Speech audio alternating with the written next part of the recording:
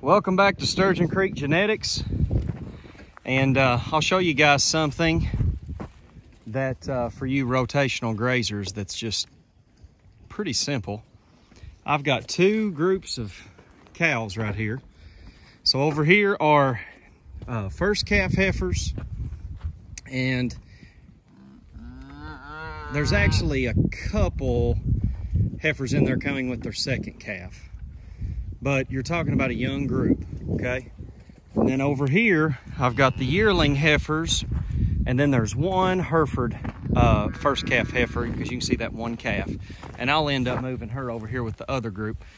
But I have came down the road right through the middle of our farm, and in years past, we would cut hay right here on the right, but you can see the sage grass. This was a old strip mining land that we've had the hardest time growing grass, but we elected last winter to move our heifers that were about to calve over here by themselves, okay? And by doing that, we gave them 1 bucket of feed a day, a group of 6 of them. So you're not talking about all that much feed, okay? Let me hook this back up here. And the reason we did that is 2 reasons. Number 1, to get their body condition up for when they're going to be calving, and 2, to keep their body condition up so that they will breed back. Okay, look at what a calf this heifer's growing right here. Now this little thin one right here, he's out of the Hereford. Actually, it's a she, little 34, and just got here a few days ago. It's all leg, as you can tell. But what I wanted to show you is the body condition of these first calf calvers, okay? And I mean, we don't have them on the world's best grass by any means. And they've picked this part pretty heavy. They've actually got quite a ways that they get to go around the woods there. So here's a couple of their calves. Now this one in the back is a voracious, and it's, you know, it's noticeably older than these others. These others haven't been here all that long. But the point is, you know, we've taken a piece of ground. You can tell that ground over there below the woods. There's some trees that have fallen out in the field, and that's why you see the briars. But it gets really, really steep. Obviously too steep to do like any kind of tractor work. Sometimes we can get in there and bush hog, but we can't bush hog all of it. But a piece of land like that, in this part of the country that we're from, you can graze, okay? Now, there's not enough pasture for us, obviously, to turn our big herd of cows on that are way back in the back of the farm. We got to have more acreage for them, but for just a few head, why not utilize it, okay? And these are animals that normally in years past might have been back with the main herd this time of year, but look at all the hooves and the mouths that are not back there on the ground that the main herd is on right now. And I promise you, as weeks go by, that adds up, okay? So I've got primarily pigtails running on both sides of the road. And believe it or not, that's actually 2 different electric boxes hooked up so that we don't have to open any gates right now, which I'm a big fan of. But we made gates by having a fiberglass post right there. You can see those are so handy. I just wish we had a lot more of them. They are a little expensive, but you'll understand why when you use them, because you can find places for them all the time. And then I've got 2 T-posts, which I know is not ideal for electric, but sometimes you use what you got to make a gate on the other side. So in theory, I actually could put both groups basically in no time into one group just by opening those 2 gates. It's very effective. And then up in the wood line, I know it's hard to see. Last summer, my brother and I, we took a day and did some chainsaw work, and we cut down any of the brush or any of the small trees that were right there on the edge of the woods. I put in insulators. And for what we're doing, that is fine for our perimeter fence. Now, granted, you know, if you had a highway on the other side, you wouldn't want to try to do that with just 1 strand. But, I mean, where would our cattle go right here? There's 100 acres of woods. right behind us. So they're not going to go anywhere. But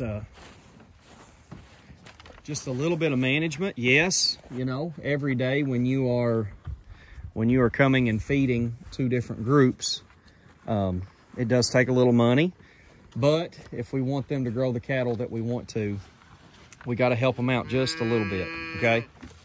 And you got to think too, you know, if we only had just a handful of cows, we could keep them on heavier grass all the time. But we're trying to constantly move them around and put them in smaller groups to help with that as much as we can. Check out these 3 calves right here. Now they're interacting with each other today, but they're not primarily in the same field. So that's kind of neat. And you'll hear people talk about with polywire, the calves, for whatever reason, they'll just walk right under it. It's like it doesn't even faze them. But you can see right here, this is this is actually a second calf female, but she calved late last summer as a first calf heifer.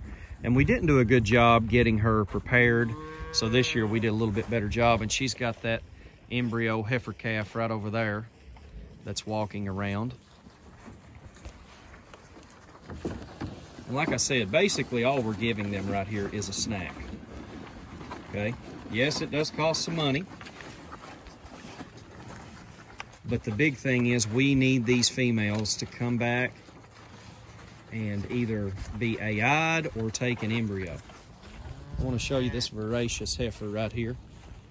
We've not got her DNA'd yet, and actually we don't have her tagged yet because when she was born, she literally could run like a racehorse. She's gentle, but she got away from us.